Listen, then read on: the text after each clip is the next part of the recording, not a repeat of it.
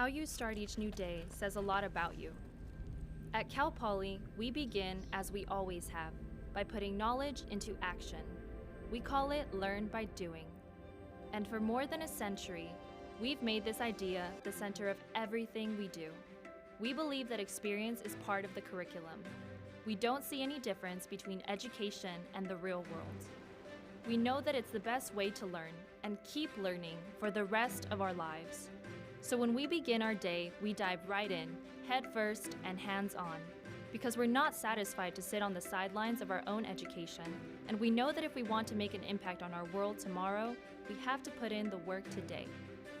If at first we don't succeed, we rework, rearrange, reimagine, redesign, rethink, rebuild, and refuse to give up. Because our state, our nation, and our world need us to be ready from day one, to take what we learn by doing and use it to help build a brighter future. How you start each day says a lot about you. How you spend your day says even more about how you'll start your career and how you'll live your life. Because it's one thing to be ready one day, and it's quite another to be ready day one.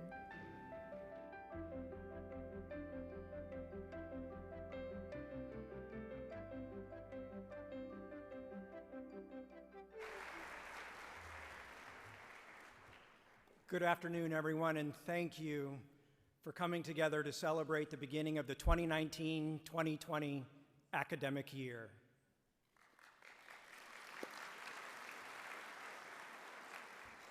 My name's Dean Wendt, and I use the pronouns he, him, his, and I'm the Dean of the College of Science and Mathematics. And I think the first thing that we have to do is recognize the amazing work of the folks in facilities that got the power back on for today's performance.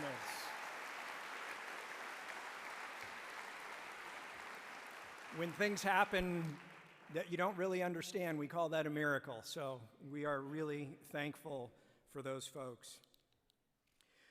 We're gathering today on the land of the Yaqui-Choo-Choo, Yaktilhini Northern Chumash tribe.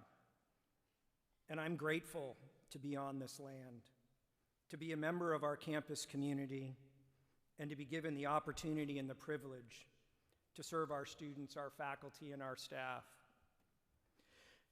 And even though we work in very different parts of this large operation, doing what may seem like disconnected tasks, we all work together to serve our students.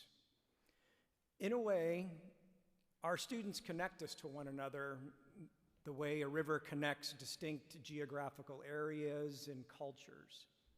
And we understand how a river is treated in one place affects the river itself and also affects the places downstream.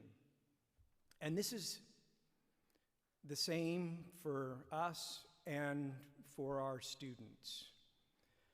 So this year, let us recognize and celebrate our interdependence and our interrelatedness, and let's foster kinship across campus by treating our students with love, empathy, and respect while challenging them to reach their full potential. And let us do the same for one another.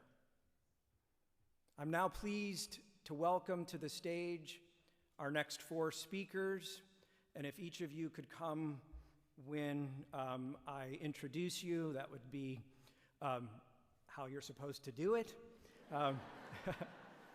First, ASI President and Environmental Management and Protection Major, Mark Borges.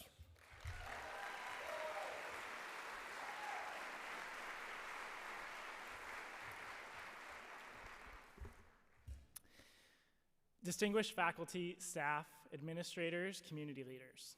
Hello and thank you for allowing me the opportunity to speak today. My name is Mark Borges. I use he, him pronouns, and I'll be serving as the 2019-2020 ASI President for this academic year.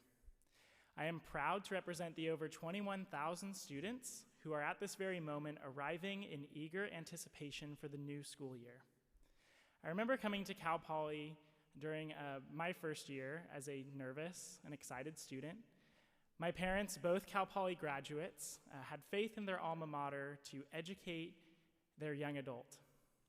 I personally had no frame of reference for what my higher education experience would look like. I couldn't predict the struggles I might face as a new student. I had little understanding of what it meant to live far away from home.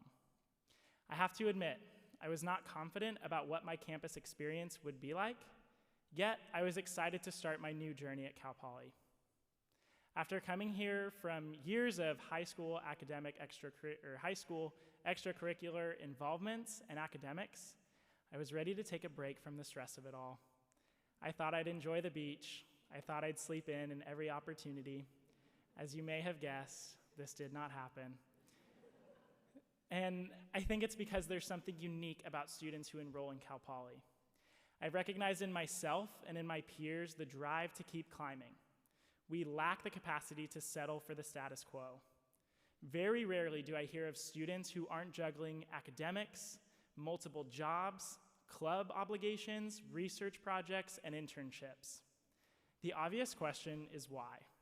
Why take on so much? The answer, every Mustang has the goal to achieve. They have crafted their definition of success, and they will continue to climb until they reach their pinnacle. It's what gets us out of bed every morning. It's what gets us to do all the things that we do and activities that we are involved in.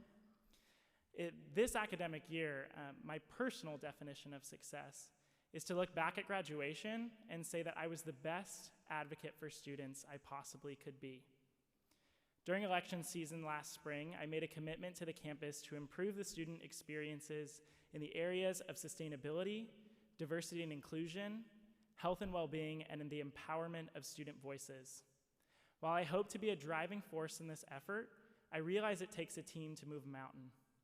As I look out amongst this audience, I see a team that can and will move mountains for its students. The efforts you all make to welcome, mentor, teach, collaborate with, and advocate for students are an important part of the Cal Poly experience. I speak on behalf of all students when I say I look forward to the opportunities to engage with each and every one of you to better the experience for our students. Thank you for the support you provide students in supporting this community. We appreciate your creative thinking and tireless support of the students who are coming here to learn by doing. Your passion and commitment allows us to reach new heights. Lastly, I believe that success in large part will be determined by our willingness and ability to communicate and connect with one another. Imagine if every member of the Cal Poly community made a conscious effort to connect with one individual that they didn't have a pre-existing relationship with, and how much more connected of a campus we would be. I am committed to being as accessible of a student to all members of the university community as possible. Thank you for allowing me to speak today. I believe we have a great year ahead of us. I cannot wait to see our thoughts and ideas come to fruition. And lastly, go Mustangs.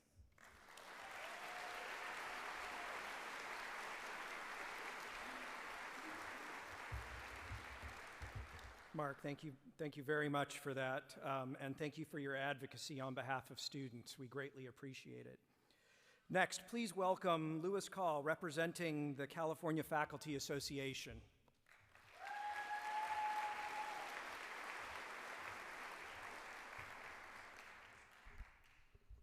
Good afternoon. I'd like to start, as Dean Wint already did, by acknowledging that we are in the land of the Northern Chumash. My name is Louis Call. I use he, him pronouns.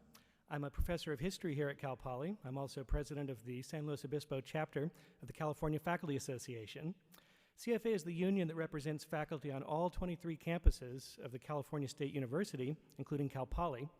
We represent all faculty, including professors, lecturers, counselors, librarians, and coaches. It's one big union.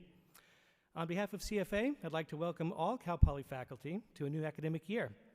On behalf of Cal Poly Labor Council, I'd like to welcome employees represented by the other 6 unions that represent Cal Poly employees. The most important thing I have to say to all of you is, join your union.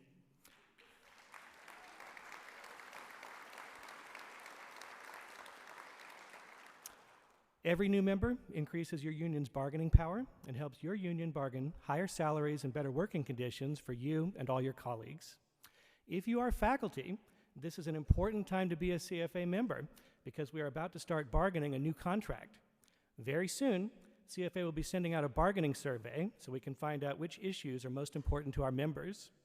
You must be a member of CFA to take the survey, and you must be a member to vote on any contract that CFA negotiates with the CSU. So these are more good reasons to join your union. I can already tell you what some of the most important bargaining issues are going to be. We need to restore service salary increases, otherwise known as SSIs or step increases. Faculty used to get these for every year of service. We haven't had them for years, and we need to get them back.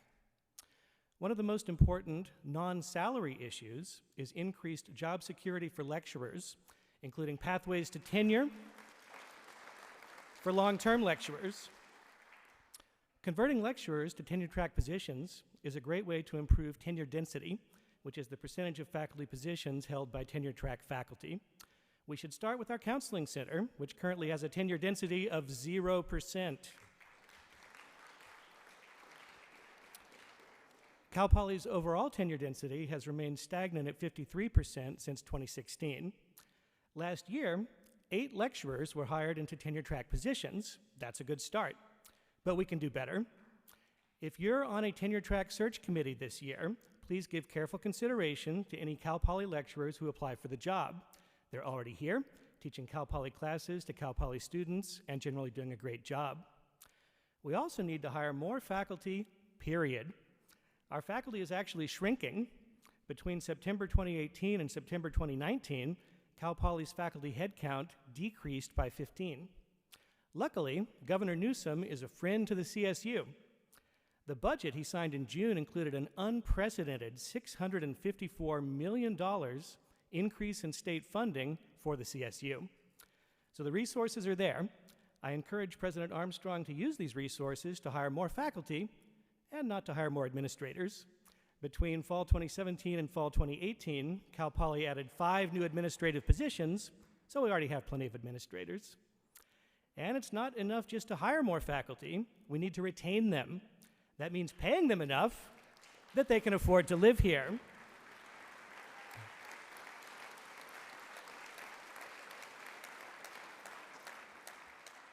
This county is now the 6th least affordable housing market in the United States. So I call upon President Armstrong to bring back Cal Poly's popular and effective salary equity program. We had it a few years ago, and it helped a lot of people. It addressed serious issues of salary compression and inversion. We need to restore it.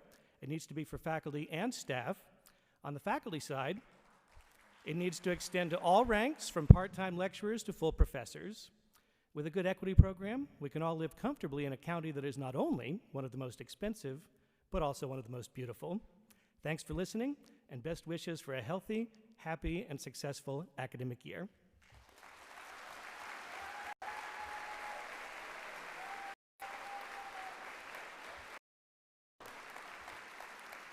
Thank you very much, Louis, for your advocacy and your work on behalf of the faculty, and thank you to the CFA for all that you do for our community. Next, please welcome Jeff Nadell, representing the CSU Employees Union.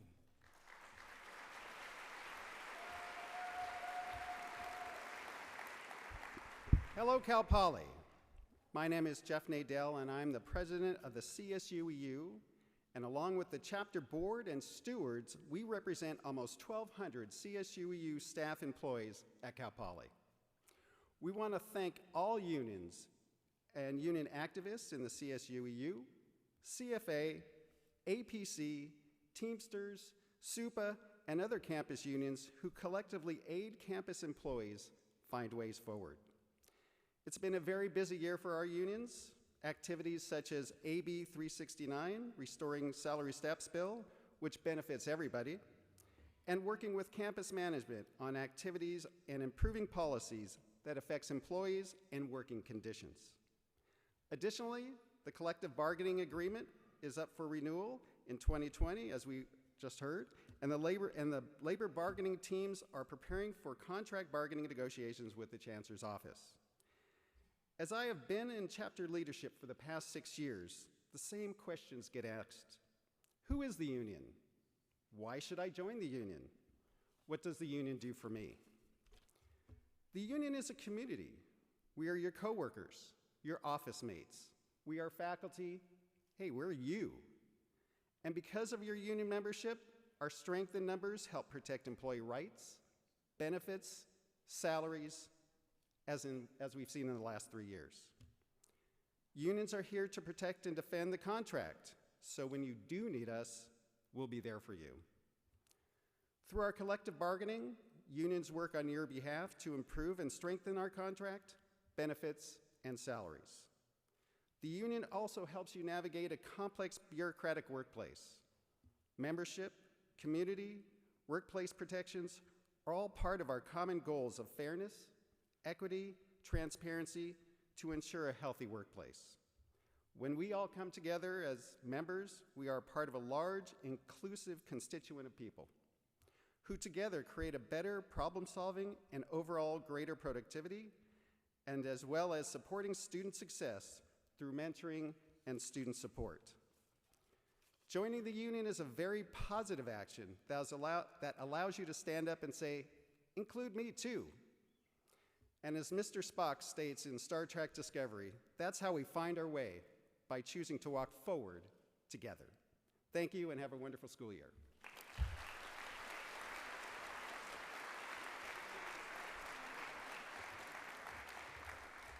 Thank you very much, Jeff. And there is absolutely no way to have a healthy campus community without a healthy staff. So I appreciate everything that you do on behalf of our staff. Finally, I'd like to bring up the chair of our Academic Senate. So please welcome Dustin Stegner.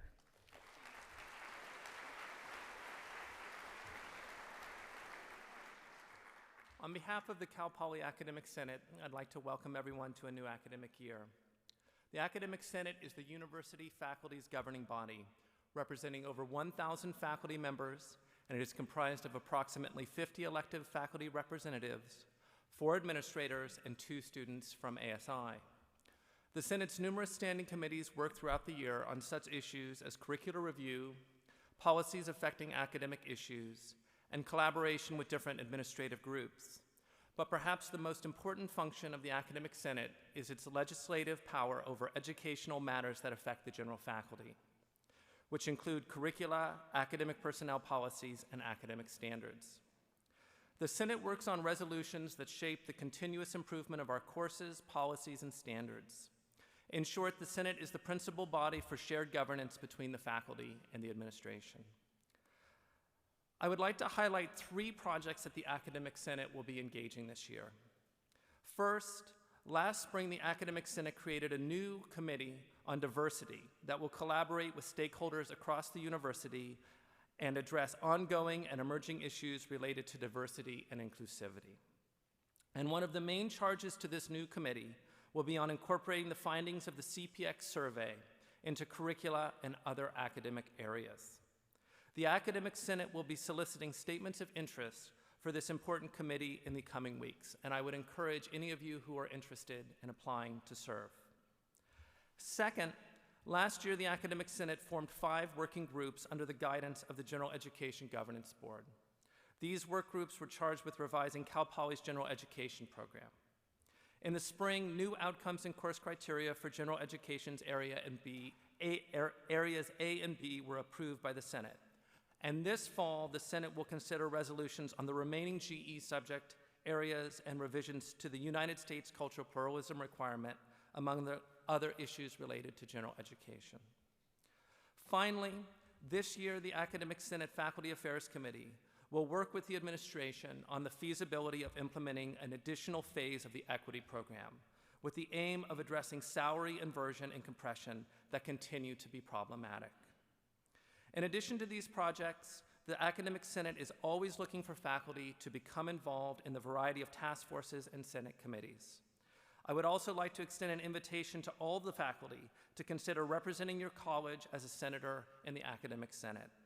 I look forward to the beginning of another exciting year here at Cal Poly. Thank you very much.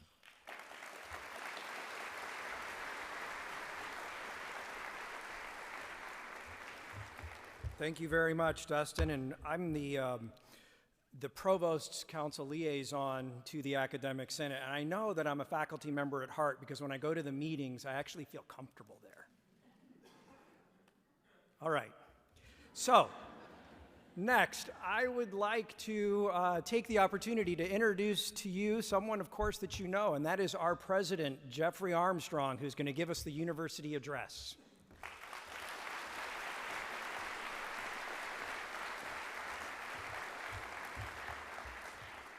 Good afternoon and welcome, everyone. I really applaud the speakers before me. Thank you. I look forward to working with you the rest of this year. And let's give our award recipients a big round of applause in advance.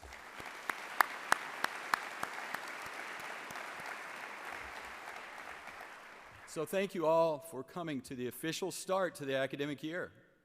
I would like to especially welcome our new faculty and staff. We'll spend this week and this weekend welcoming our new students, our WOWies. But today, I want everyone to join me in welcoming our new faculty and staff. If you're a new faculty and staff, would you wave or stand, please? Let's give them a big round of applause.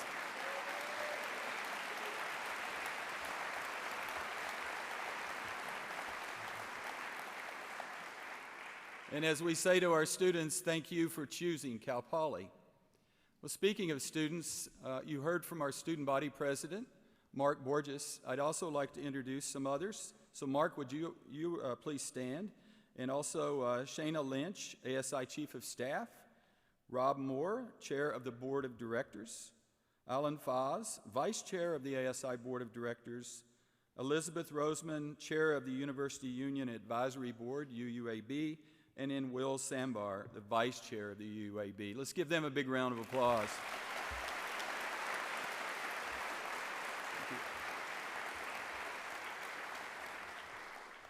I'd also like to acknowledge some public officials and other friends from the community who are with us here today.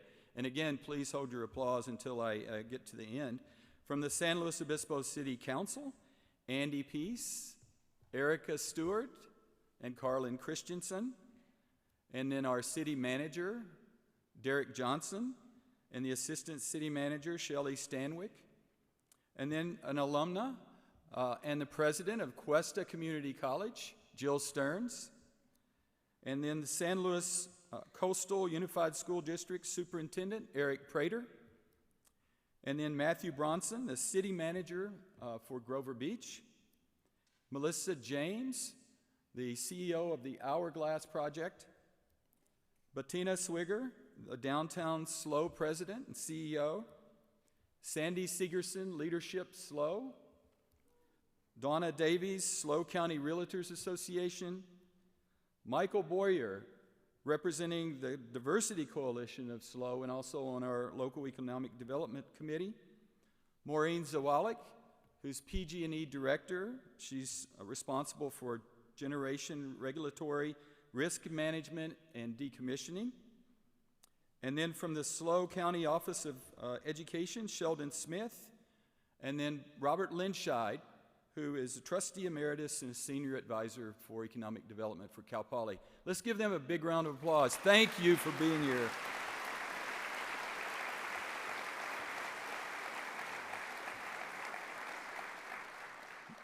Now, I also want to extend what Dean Went said with regard to the lights being on, and I want to name some of our folks in facilities who are not here. These individuals and their teams are rolling up their sleeves and still dealing with it. But when you see Jude Flederman, Ben Johnson, and Anthony Knight, who's our emergency management coordinator, give them a big round of applause. And let's do it now because they'll watch this later.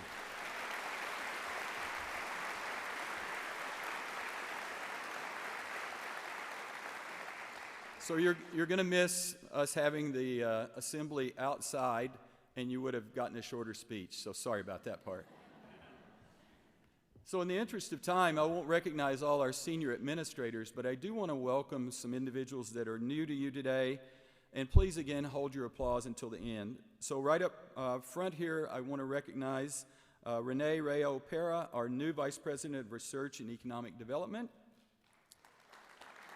Welcome also to Robin Webb, our new University Counsel.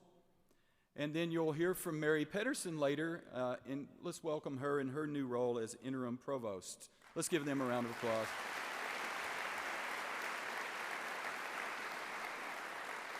We have amazing deans and others on campus, and we have a new permanent dean of the College of Liberal Arts. And Philip Williams, welcome. And I also want to recognize Elizabeth Loam, who has agreed to serve as the interim dean of graduate education.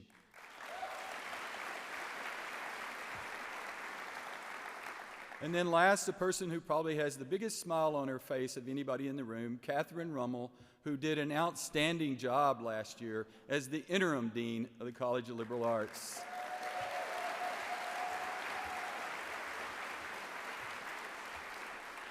And last, over here to my left, I'd like to introduce my wife and life partner, Sharon. We're both fortunate and privileged to serve here at Cal Poly.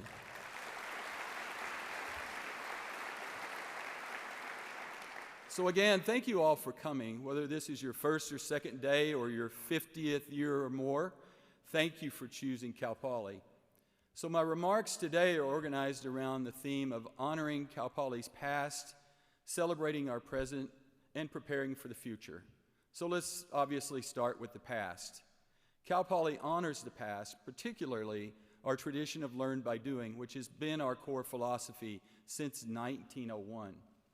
I think it's amazing that someone or several people many years ago decided to require a senior project. This started in the 40s. This is just one example of learn by doing. And now, more than 70 years later, it is bedrock part of our curriculum. So I wonder and challenge us all to think about what we might do the next few years that will further learn by doing, and that generations from now, they'll think back, wow, what did they do? And it'll be around the end of this century or even to the next century. So let's be bold. Let's give them something to talk about. Of one thing I'm certain, Cal Poly will be a diverse and residential campus, and will still celebrate Learn by Doing years and years from now. Learn by Doing was born here, and it will always thrive here.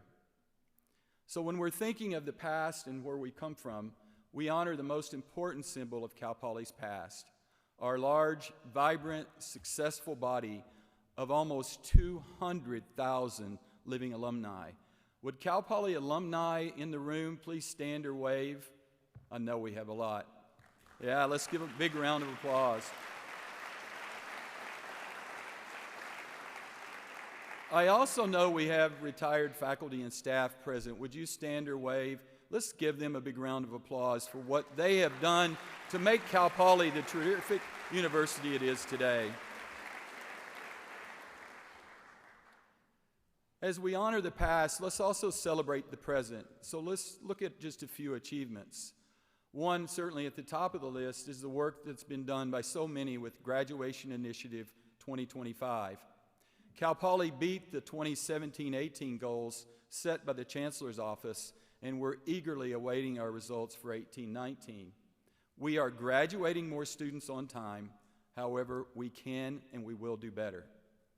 One way we can do better is transitioning to a new learning management system, a cloud-based system, Canvas. The university will be providing support for training, transition, and ongoing operation of the new system, and there'll be more details to follow from CTLT and ITS. 5 years ago, we adopted Vision 2022. It laid out the big picture ideal of what Cal Poly would be in 2022, just 3 years from now. And it really boiled down to a more diverse and residential campus. So that vision has guided the development of the master plan, the strategic plan, and now our efforts toward our next WASC accreditation. Our master plan is on track for a March 2020 discussion, hopefully approval, at the CSU Board of Trustees. We've made significant changes to the plan, and the revised EIR is expected to be out for comment later this year. We also completed a comprehensive brand renewal that was data-driven. You'll be seeing changes in how things look, but more importantly, in how we tell our story. And that video at the beginning was part of that.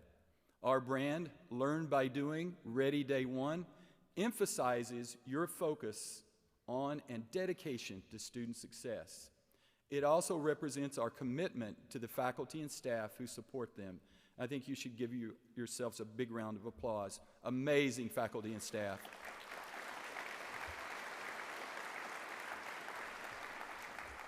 So the brand better highlights an important fact, that we are centered in and central to California. I encourage you all to learn more about the hard work and the profound thinking that's been behind the brand renewal, and join in the effort to transition to our cleaner, more focused look and narrative. Well, we also celebrate our incoming class. Speaking of WOWies, this is exciting but preliminary news, as we won't have the final numbers until the October census. But number one, our enrollment is on target in terms of the overall, with an enrollment around 21,500. This entering cohort looks to be the most diverse ever, with exceedingly high GPAs and test scores. In fact, we are on track for this cohort to be the most diverse and to possess the highest GPA test scores in our history. I think that deserves a big round of applause.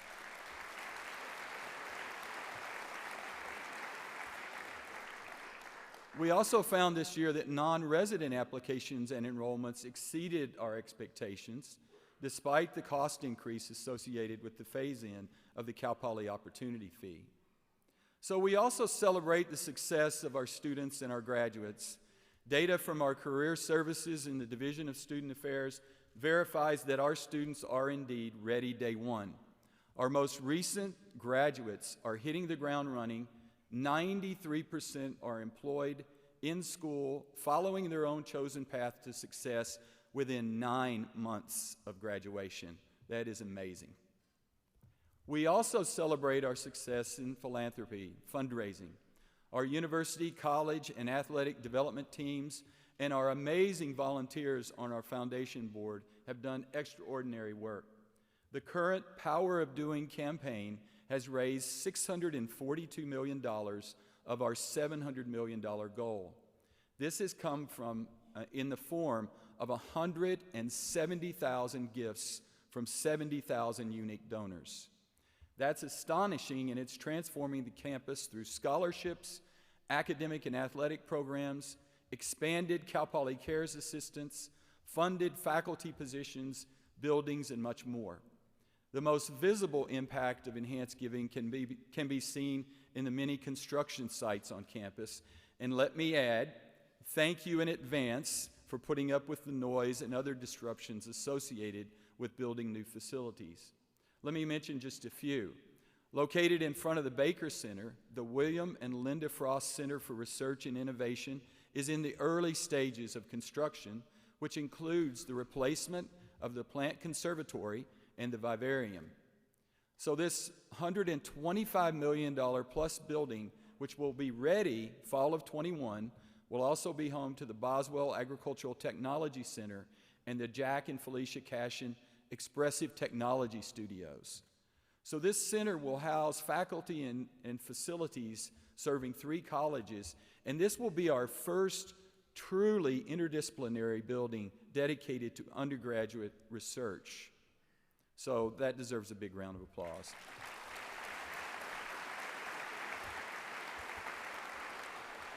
We also have construction ongoing for the Justin and J. Lohr Center for Wine and Viticulture. That's going to result in a state-of-the-art facility next to Mount Bishop Road. The new Dignity Health Baseball Clubhouse will be one of the nicest college facilities geared to enhancing student success in the country. And last but not least, the new Mustang Beach Volleyball Complex, located behind Mott Athletic Center, and which is totally funded by donors, will support our exceptional players and coaches of our top 10 nationally ranked women's beach volleyball program. I also want you to take a moment and join me in giving a round of applause for our development and our facilities teams for all they're doing with these projects. It is a lot of work. Let's give them a round of applause.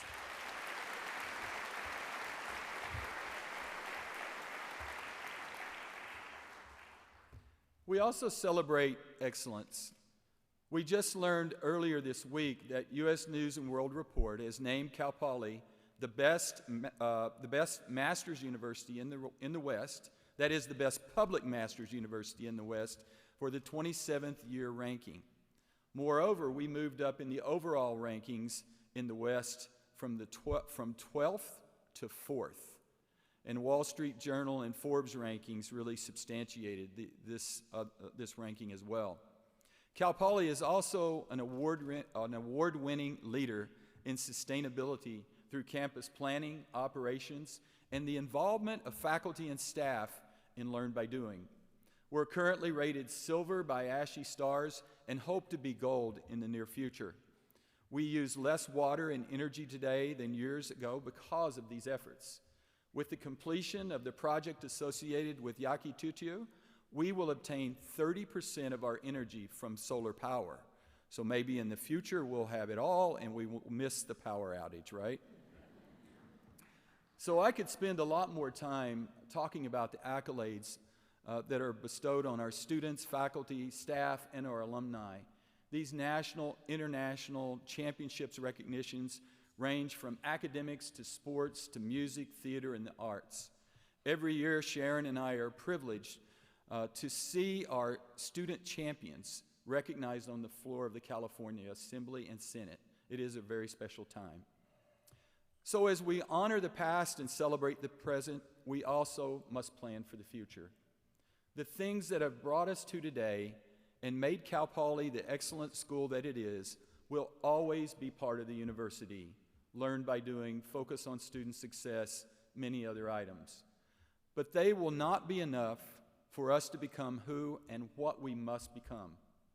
My primary role as university president is thinking about the future to see where Cal Poly must go to continue to excel and then to discover how to get us there. We plan for an accredited future as part of this. Cal Poly will host an accreditation team from WASC in 2022. Our 10-year accreditation is almost at the end. Seems like yesterday. This site visit will ensure that our programs remain top quality. During the next 2 years, we will be engaged in a self-study to prepare for that visit. We have been selected by WASC in a new program to have our self-study focus on a theme.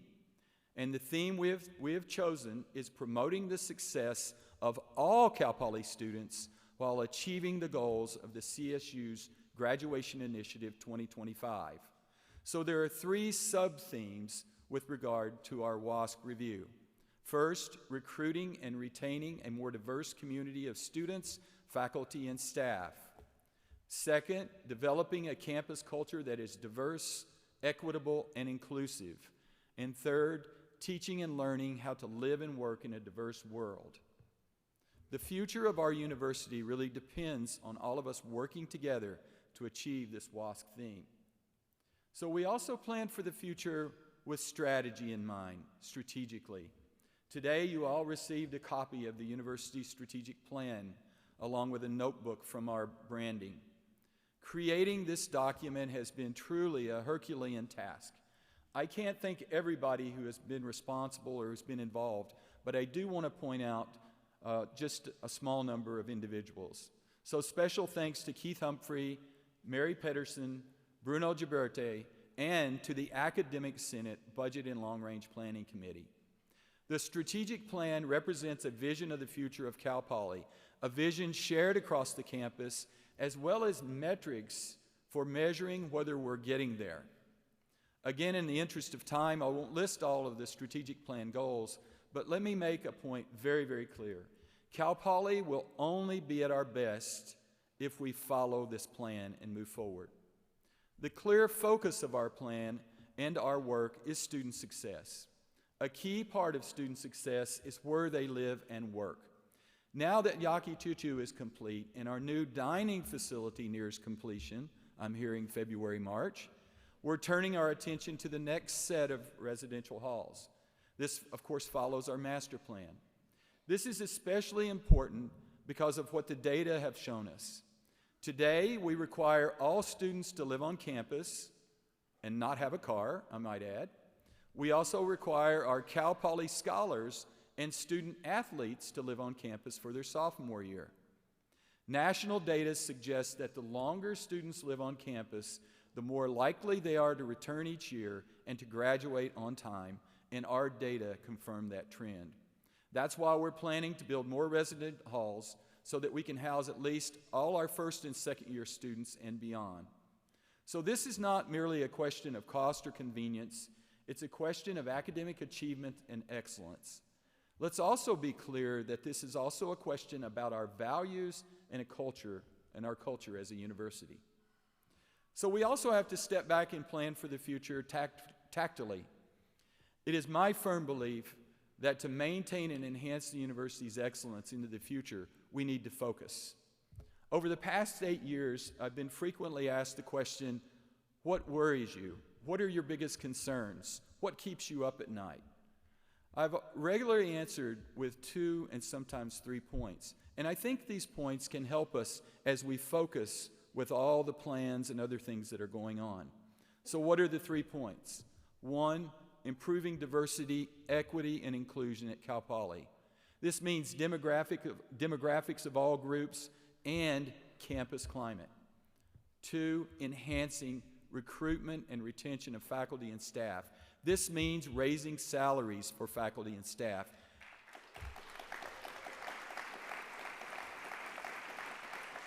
We also have to place a special emphasis on recruitment and retention of tenure-track faculty.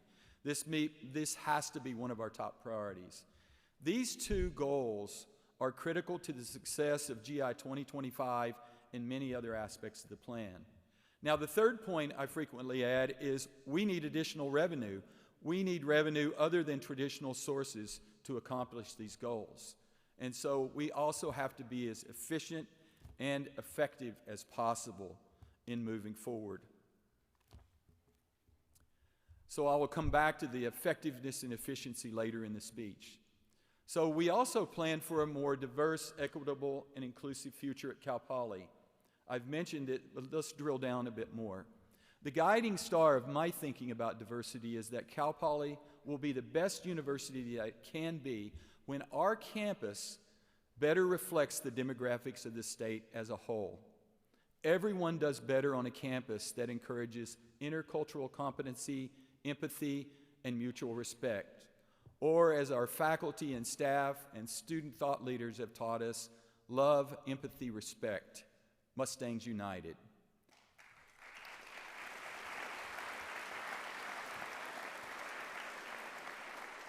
Cal Poly employees and students can learn from, work with, and live alongside anyone and everyone. This is not optional, and it's not merely a wish. If Cal Poly does not catch up to the increasing diversification of California and the world, then we will be left behind. So achieving a campus that looks more like California will take considerable efforts on many different fronts, many initiatives, from making Cal Poly appealing to everyone to increasing the number of high school seniors who are Cal Poly ready and many others. And we're working on those priorities. One central piece of this work is the Cal Poly Scholars Program. These scholars enable us to recruit students who otherwise might not choose to attend Cal Poly.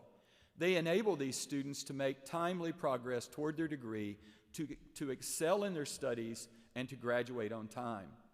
This fall, we will welcome 280 new Cal Poly scholars, and the first time they will include transfer students.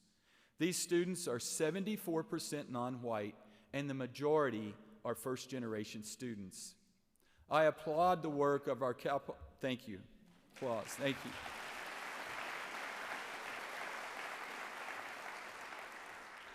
I applaud the work of our Cal Poly Scholars Working Group as they work to expand and scale an amazing advising and mentoring program, one that we have demonstrated will eliminate the opportunity gap, but we have to be ready for when we have over 3,000 Cal Poly scholars in 5 years.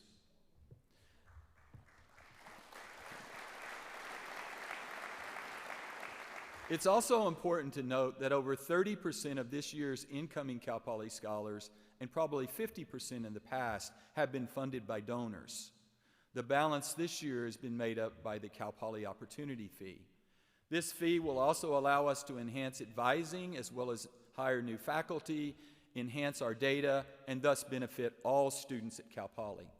Through the fee, we have the ability to match donors, alumni, parents, staff, friends, foundations, and corporations, dollar for dollar. There are other aspects of our community, our campus community, well beyond Cal Poly scholars to reflect on and celebrate. Many more, but let me give you just one. For example, the share of College of Engineering student body that is female has grown from 16.5% in 2010 to over 26% in 2018. There's still a ways to go, but let's acknowledge that huge change and celebrate it as a step in the right direction.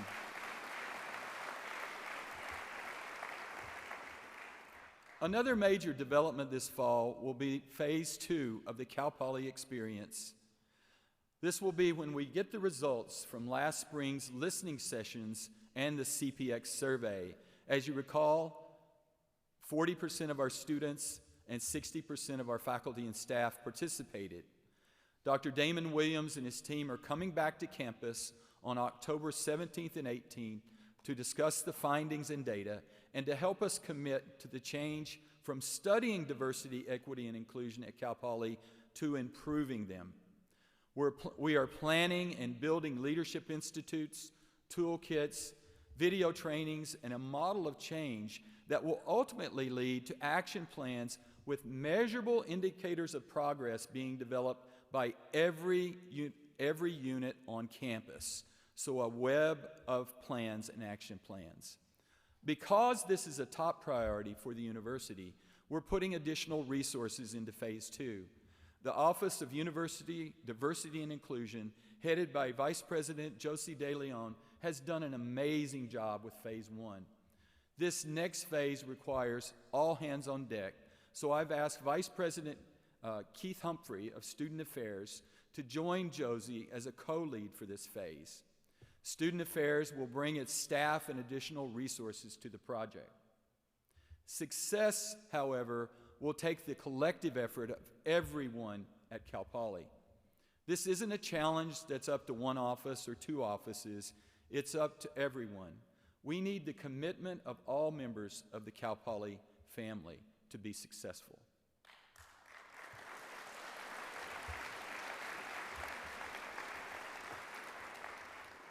We also plan for a future that is financially sustainable and equitable. The faculty and staff at Cal Poly who make the university who it is and what it is today must be paid competitive wages, and we have to deal with inequities that have accumulated over time that we must resolve those. We made some strides, as was mentioned earlier, in the past with a $3.5 million equity program, but we have to do better.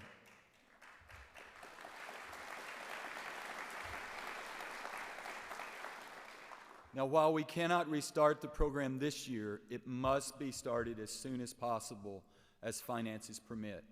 We need more tenure-track faculty. We need endowed chairs and professorships. All of these things, as well as enhancing campus climate, diversity, equity, and inclusion, will enable us to recruit and retain our amazing faculty and staff, to grow the teacher-scholar model, and thus power learn by doing forward. That is a recipe for student success.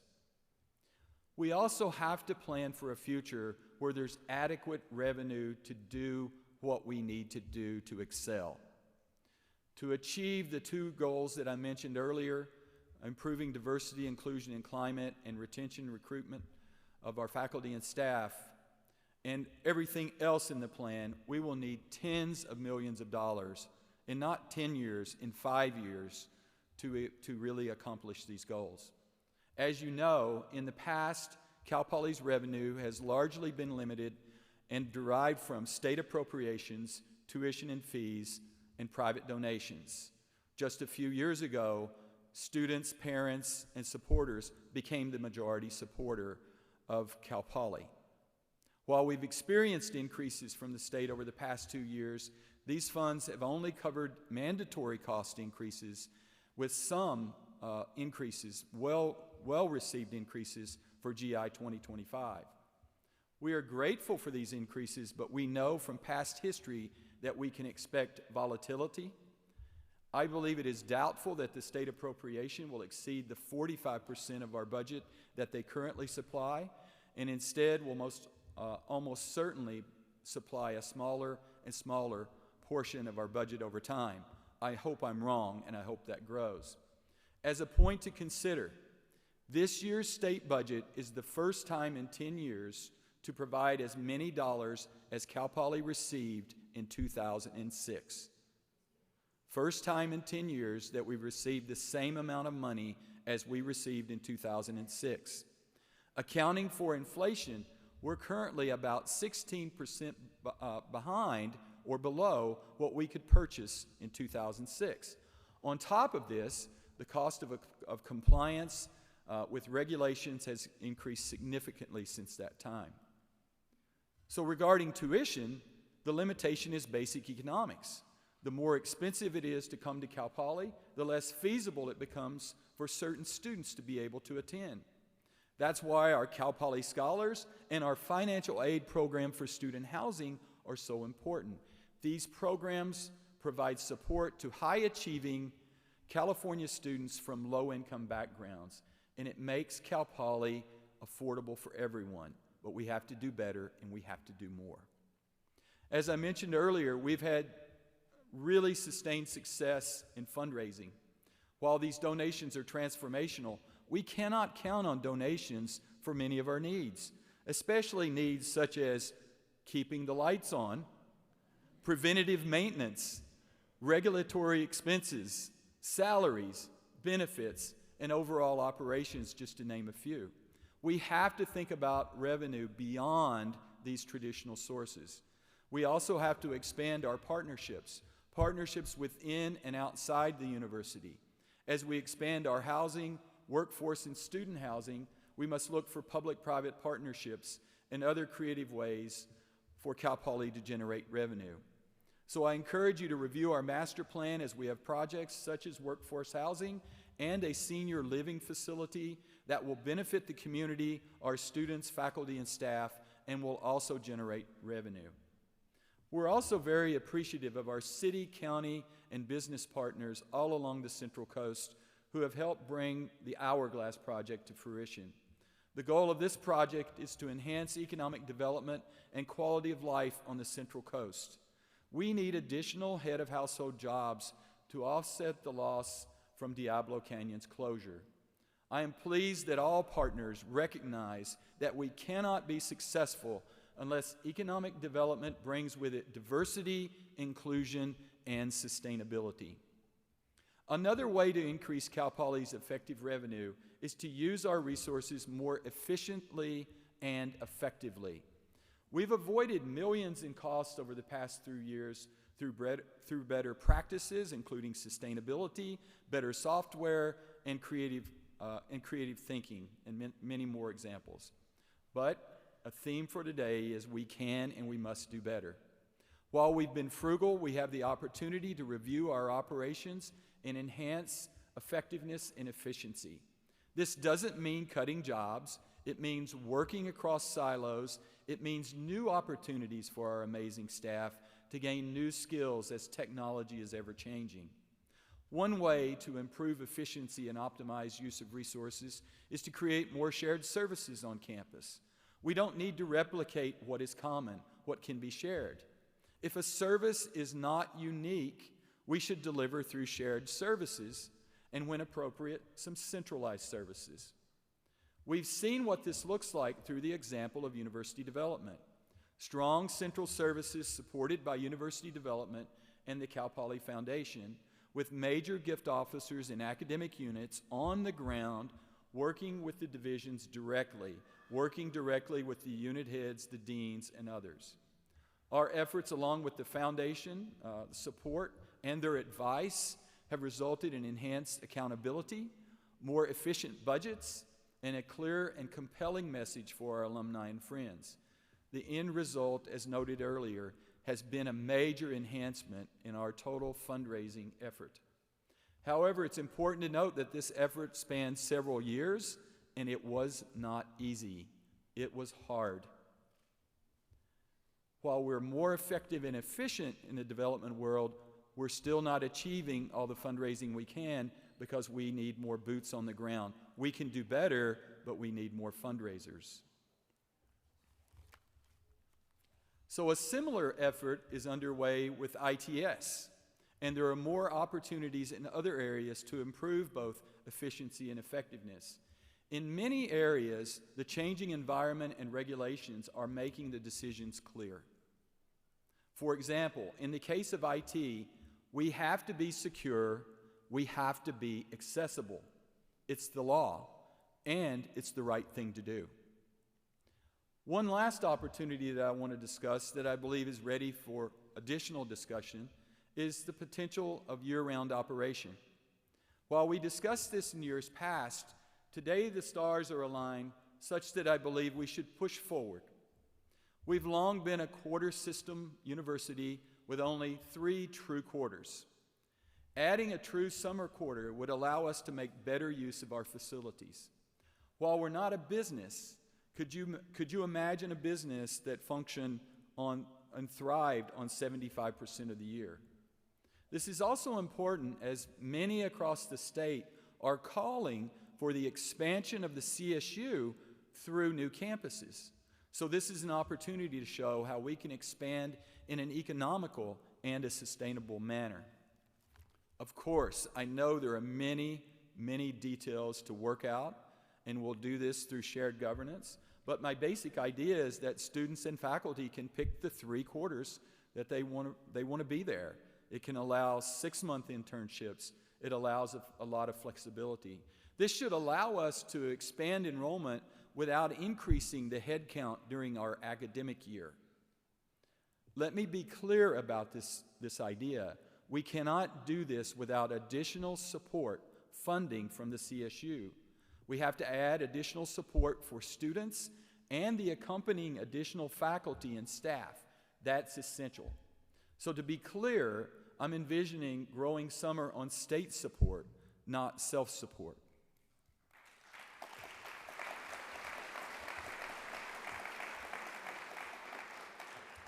We simply can't afford not to make the best use of all our resources. So in conclusion, I want to return to the phrase developed as part of our brand renewal and it helped us to tell Cal Poly's story. Ready, day one. We most often apply this to students, but of course it applies to the entire university. Today is day one of the academic year. There is a great deal of hard work to do to honor our past, celebrate our present, and plan for our future. And I know that each and every one of you is ready to do that important work starting today, day one. Today, I believe Cal Poly is ready for more, ready to do more in those 2 key areas that I mentioned: diversity, inclusion, climate, faculty and staff retention and recruitment.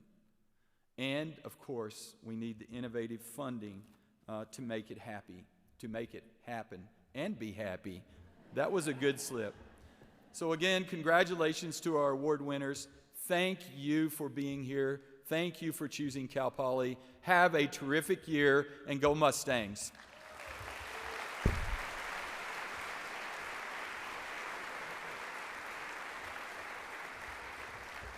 Thank you very much, Jeff.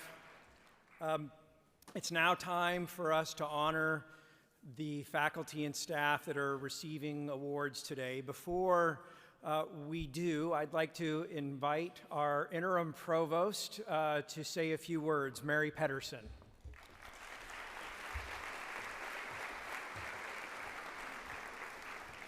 Well, good afternoon. Thank you for being here today, and Whether you've been on campus all summer working hard or away for part of the time, or if this is your first fall conference ever, I'd like to officially welcome you to this new academic year. I've been fortunate to attend this event as a professor, associate vice provost, senior vice provost, and now as your interim provost and executive vice president for academic affairs. I have the wonderful honor today of presenting awards to 14 exemplary members of our faculty and staff from the 18-19 academic year. These individuals have all been nominated by their peers, colleagues, and in the case of the Distinguished Teaching and Outstanding Faculty Advisor Award, their students. Thank you to all of you who took the time to nominate somebody for this award. I'm very proud to be here to recognize them today.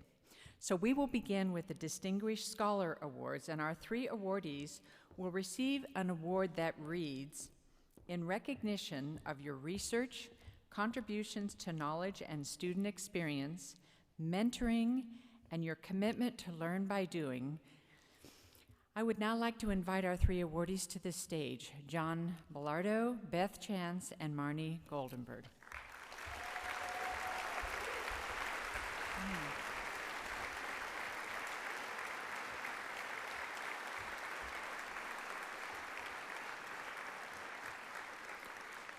So I'd like to give a little brief statement about each one of them, and I'll start with John Bellardo. John is a professor of Computer Science and Software Engineering Department and directs the Cal Poly CubeSat Lab, which gives our students the opportunity to design, build, and launch satellites roughly the size of a loaf of bread into space. What began as a vehicle for students has been embraced by space agencies, industry, governments, and amateur developers across the globe. As John's nomination letter read, he has kept Cal Poly at the forefront of nano-satellite development, bringing national and international attention to our campus. He has provided exceptional experiences to Cal Poly students. John, thank you for your groundbreaking work, and congratulations.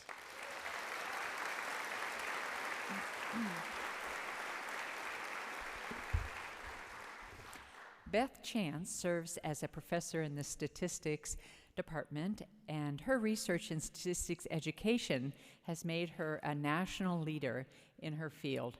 Her pedagogical innovations have pushed statistics education in new directions, emphasizing active learning and making statistics accessible to all students.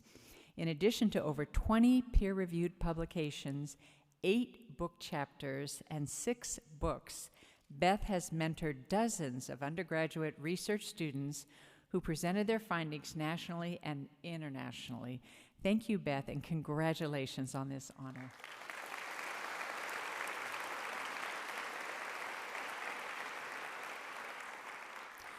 Marnie Goldberg is a professor in the Experience Industry Management Department and has earned a reputation as a researcher in the 15 years at Cal Poly.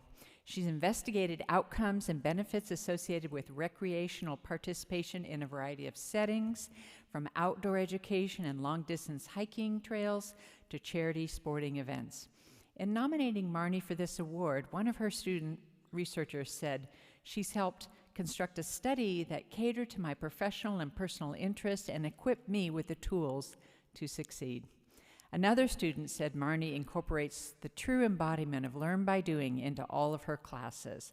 Congratulations on this well-deserved award, Marnie.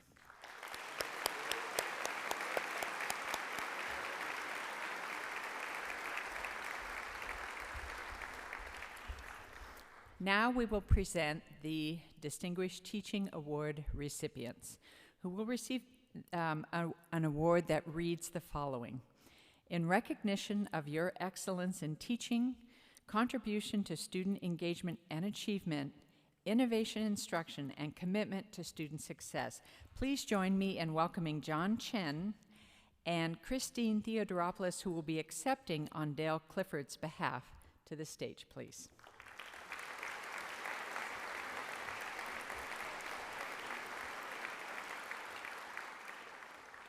John Chen is a professor of in the mechanical engineering department, and he may be well suited, though, for a career in comedy as well. One of John's students, nominators, wrote that Professor Chen's lecture should be collected, edited, and then titled Late Night with John Chen. Sounds really interesting. I'd like to come and watch and sit in on that. Another student nominator wrote, from playfully pretending to be a rotating mass to his genuine excitement when we get the answers to a problem correct, his passion for teaching is very visible. It's clear from his student nominators that John is able to use his passion to engage and motivate his students from across majors and does everything he can for them to be successful in his classes. Thank you, John, and congratulations.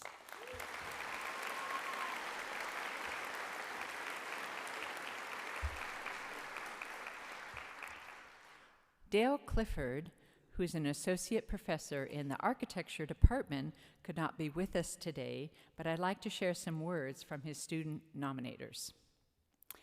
One wrote that Dale has a set of studio culture around collaboration, skill sharing, and critical analysis of ideas and development, believing in the idea that two minds are better than one. His willingness to learn as well as teach and support has motivated me to work as a student and has made me feel encouraged. Another nominator wrote, he empowers us by helping us discover the tools that we need to reach a goal, but will challenge us to test, learn, and explore through these tools ourselves. Since Dale could not be here, Christine Theodoropoulos, Dean of the College of Architecture and Environmental Design, will accept on his behalf. Please join me in giving Dale Clifford a round of applause.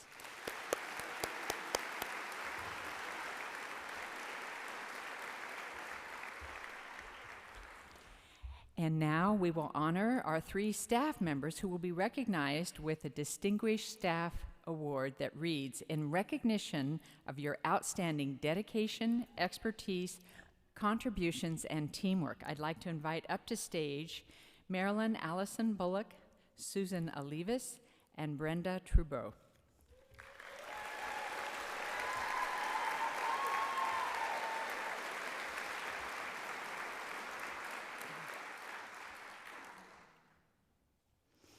Marilyn Allison Bullock serves as the Assistant Director for Assignments and Administrative Services in University Housing. Marilyn is consistently cited for her reliability, consistency, and dedication to her role in managing the licensing and assignments for all of our students living on campus. That's quite an amazing undertaking. Marilyn is a key member of the housing leadership team and strives to provide the best possible solution to everyone's needs. Her commitment to her families and students who choose to attend this university is second to none, wrote a colleague. She's always the first to tackle any project and volunteer wherever she's needed and to ensure the success of not only student affairs, but Cal Poly as a whole. Congratulations, Marilyn.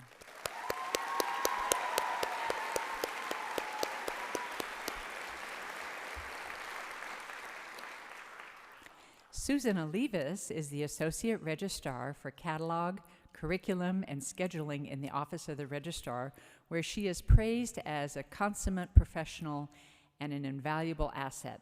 Susan has unparalleled knowledge when it comes to catalog, curriculum, course requirements, blanket substitutions, and the academic class schedule, and she is known as going the extra mile to meet the deadlines and expand her knowledge.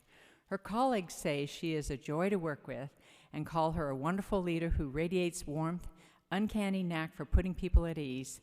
Not only is she dedicated to her job, she's also dedicated to the faculty, staff, and students at Cal Poly. And I can tell you, I have worked with Susan for years, and she literally is one of the most amazing individuals I have worked with. And congratulations to Susan.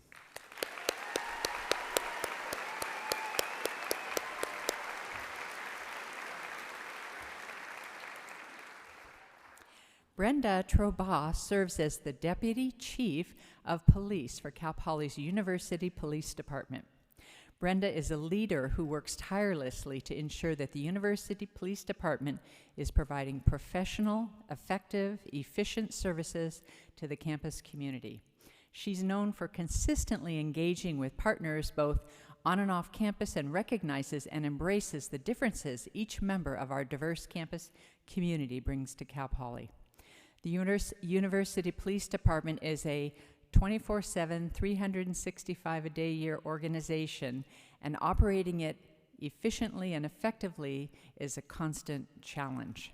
Her ability to ensure that we are always properly staffed and equipped to provide the service level required on this campus is outstanding.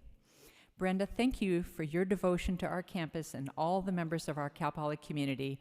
Congratulations to all of our distinguished staff awardees.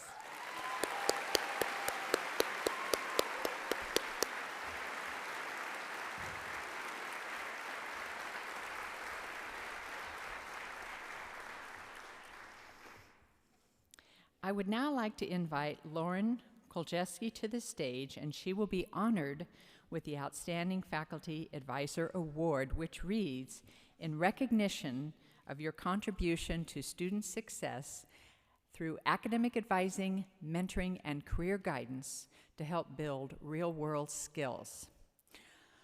Lauren is an assistant professor in the Communication Studies Department, where she also serves as the associate chair. Lauren's commitment to student success is clearly articulated in her advising philosophy, which focuses on 3 guidelines: listen more than talk, don't wait for a question to be asked, and share the struggle.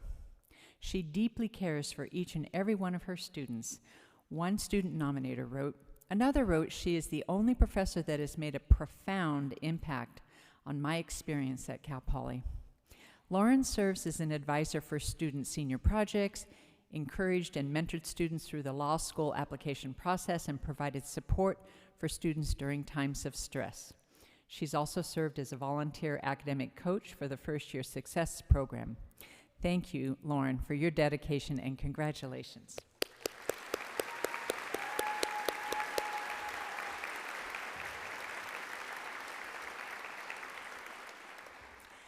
I would like to now present the Provost Leadership Award for Partnership in Philanthropy, which recognizes a visionary leader who has forged critical partnerships to advance the mission of Cal Poly. Please welcome this year's honoree, Brian Granger.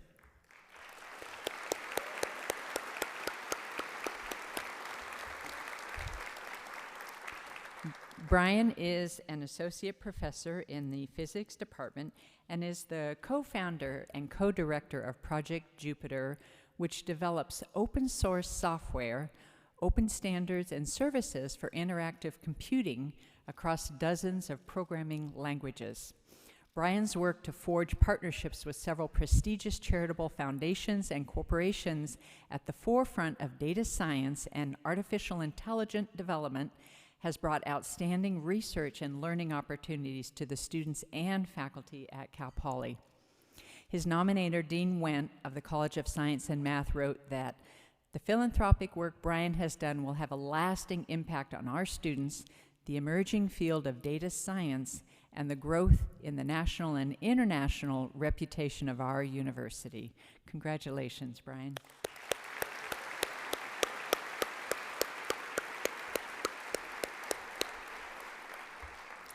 Now we get to congratulate and recognize the recipients of the Learn by Doing Scholars Award for their project, Design Thinking as a Framework for Teaching Packaging Innovation. Please welcome Irene Carbonell, Javier de la Puente, and Mary Laporte to the stage.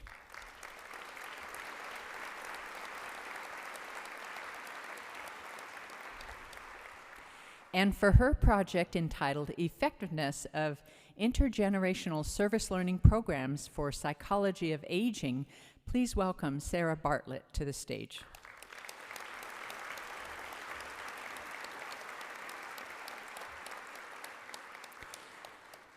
For the team award, Irene Carbonell, Javier de la Puente, and Mary Laporte were each recognized, and Irene Carbonell is a lecturer in the Industrial Technology and Packaging program. Javier de la Puente is an assistant professor in the same program, and Mary Laporte is a professor in the Art and Design department. Professors de la Puente, Carbonell, and Laporte conducted a 4-year collaborative pedagogical research project to improve creativity and innovation of student work using a design thinking, project-based learning approach. The faculty members devised a framework to advise and coach cross-disciplinary teams of graphic design students and packaging students. The resulting student work has been widely recognized at national and international design competitions, earning a total of 33 accolades from independent industry judging panels. As a result, during this 4-year period, Cal Poly won a total of 7 awards at the World Star Student Design Competition, the most awards of any American university. Cal Poly also became the first university in the world to place 2 top winners at this global competition. These professors' research have influenced students, colleagues, and the profession, and we are so proud to have them at Cal Poly. Congratulations to the team.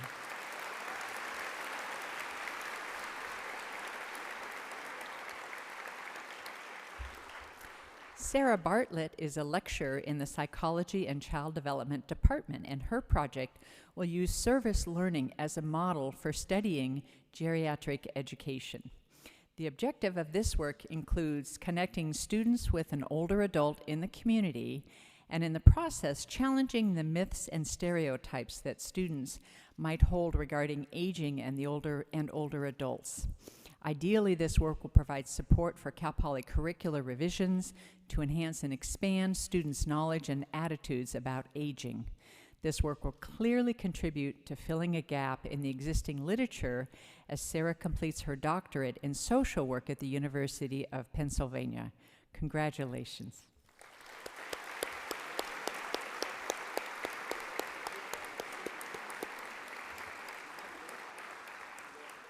Congratulations to the whole team. Thank you. Turn it back over to Dean. Thank you. Let's give all of our faculty and staff award winners another big round of applause. Congratulations to you all.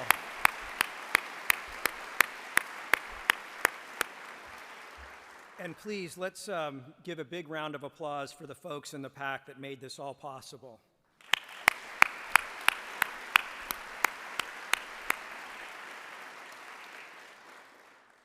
For, 3:52.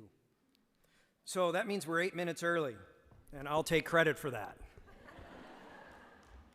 Seriously, though, thank you all for coming and for being here and for celebrating the beginning of this year. And that is my cue that we need to go immediately out to the lobby and plaza and have a wonderful academic year, folks. Take care.